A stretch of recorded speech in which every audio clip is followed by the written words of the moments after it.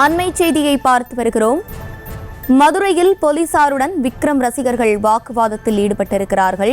சோலைமலை திரையரங்கிற்கு பேரணியாக வந்த ரசிகர்கள் போலீசாருடன் வாக்குவாதத்தில் ஈடுபட்டிருக்கிறார்கள். கூடுதல் விவரங்களோடு இணைகிறார் செய்தியாளர் பாலமுருகன். பாலமுருகன், வணக்கம். விவரங்களை வழங்கலாம். நிச்சயமாக.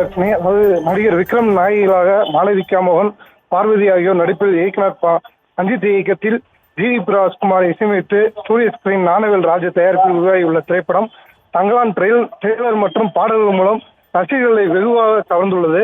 தங்கலான் திரைப்படம் இன்று உலகம் முழுவதும் வெளியாக உள்ளது. மதுரையில் சுமார் 20க்கும் மேற்பட்ட திரையரங்குகளுக்கு மேலாக தங்கலான் திரைப்படம் வெளியாகி இருக்கிறது.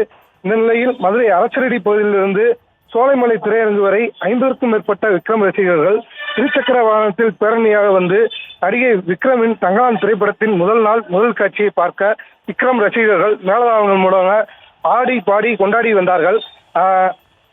இந்த நிலையில் திரையரங்கில் வைக்கப்பட்டிருந்த நடிகர் விக்ரமின் கட் அவுட் பதாகைகளுக்கு பால் அபிஷேகம் செய்தும் வெடிவெடித்தும் கோஷங்கள் எழுப்பியும் ஆரவாரம் செய்து முதல் காட்சியை காண திரையரங்குக்குள் சென்றார்கள்.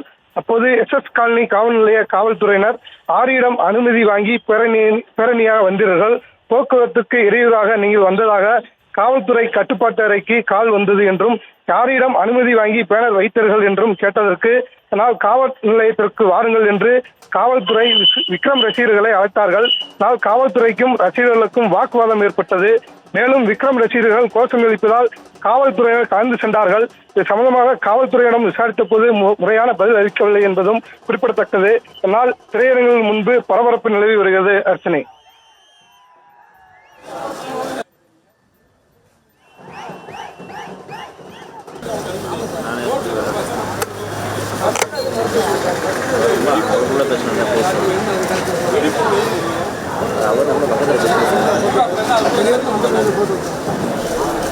விவரங்களை வழங்கியமைக்கு நன்றி பாலமுருகன்.